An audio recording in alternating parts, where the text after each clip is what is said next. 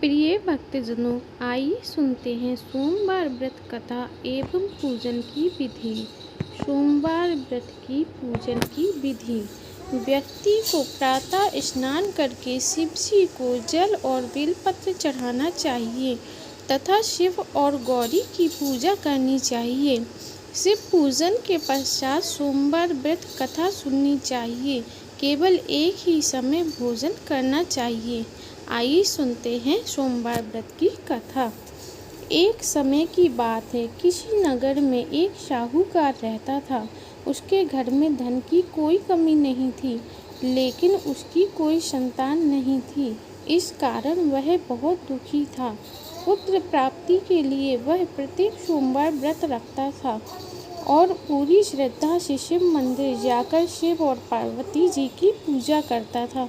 उसकी भक्ति देखकर एक दिन माँ पार्वती प्रसन्न हो गईं और भगवान शिव से उस साहूकार की मनोकामना पूर्ण करने का आग्रह किया।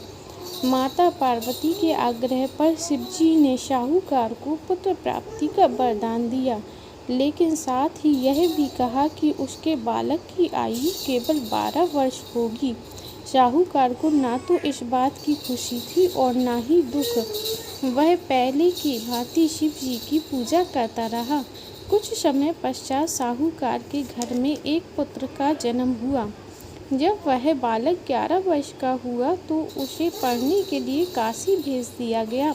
साहूकार ने उसके मामा को बुलाकर बहुत सारा धन दिया और कहा कि तुम इस बालक को काशी विद्या प्राप्ति के लिए ले जाओ और मार्ग में यज्ञ कराना और ब्राह्मणों को भोजन कराना तथा दक्षिणा देते हुए जाना। दोनों मामा भांजे यज्ञ कराते और ब्राह्मणों को दान देते हुए काशी की ओर चल पड़े। रास्ते में एक नगर पड़ा, जहाँ नगर के राजा की कन्या का विवाह था। उस कन्या का विवाह जिस राजकुमार से होना था वह एक आंख से काना था। राजकुमार के पिता ने यह बात छिपाने के लिए एक चाल सोची। साहूकार के पुत्र की देखकर उसके मन में एक विचार आया। उसने सोचा, क्यों ना इस लड़के को दूल्हा बनाकर राजकुमारी से विवाह करवा दूं। विवाह के बाद इसे धन देकर विदा कर दूंगा। लड़के को दूल्हे के वस्त्र पहनाकर राजकुमारी से विवाह कर दिया गया। लेकिन साहूकार का पुत्र ईमानदार था। उसने अवसर पाकर राजकुमारी की चुन्नी में सब कुछ लिख दिया। जब राजकुमारी ने चुन्नी में लिखी सब बातें पढ़ी तो उसने अपने माता पिता को यह बात बताई। राजा ने अपनी पुत्री को विदा नहीं किया। दूसरी ओर साहूकार का लड़का और उसका मामा काशी पहुँचे। वहाँ जाकर उन्होंने यज्ञ किया।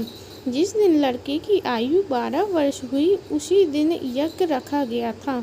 लड़के ने अपने मामा से कहा कि मेरी तबीयत कुछ ठीक नहीं लग रही है। मामा ने कहा, तुम अंदर जाकर सो जाओ। शिव जी के वरदान अनुसार उस बालक के प्राण निकल गए। मृत भांजी को देख उसके मामा ने विलाप शुरू कर दिया। संयोगवश उसी समय शिव जी और पार्वती उधर से जा रहे थे। पार्वती ने शिव से कहा, स्वामी, मुझे उसके रोने का स्वर सहन नहीं हो रहा है। आप इस व्यक्ति के कष्ट दूर करें। जब शिव जी उस बालक के समीप गए तो बोले, यह उसी साहूकार का पुत्र है जिसे मैंने 12 वर्ष की आयु का वरदान दिया था। अब इसकी आयु पूरी हो चुकी है। लेकिन मातृ भाव से विभोर होकर माता पार्वती ने कहा कि हे महादेव, आप इस बालक को और आयु देने की कृपा करें। माता पार्वती के आग्रह पर भगवान शिव ने उस लड़के को जीवित होने का वरदान दिया। वह लड़का जीवित हो गया। शिक्षा समाप्त करके वह लड़का मामा के साथ अपने नगर की ओर चल दिए। दोनों चलते हुए उसी नगर में पहुँचे जहाँ उसका विवाह हुआ था। उस नगर में भी उन्होंने यज्ञ का आयोजन किया उस लड़के के ससुर ने उसे पहचान लिया और महल ले जाकर उसकी खातिरदारी की और अपनी पुत्री को विदा किया। इधर साहूकार और उसकी पत्नी भूखे प्यासे रहकर बेटी की प्रतीक्षा कर रहे थे। उन्होंने प्रण रखा था कि यदि उन्हें अपने बेटे की मृत्यु का समाचार मिला तो वह भी प्राण त्याग देंगे, परंतु अपने बेटे के जीवित होने का समाचार पाकर वह बेहद प्रसन्न हुए। उसी रात भगवान शिव ने व्यापारी के स्वप्न में आकर कहा कि हे श्रेष्ठी, मैंने तेरे सोमवार के व्रत करने तथा व्रत कथा सुनने से प्रसन्न होकर तेरे पुत्र को लंबी आयु प्रदान की है।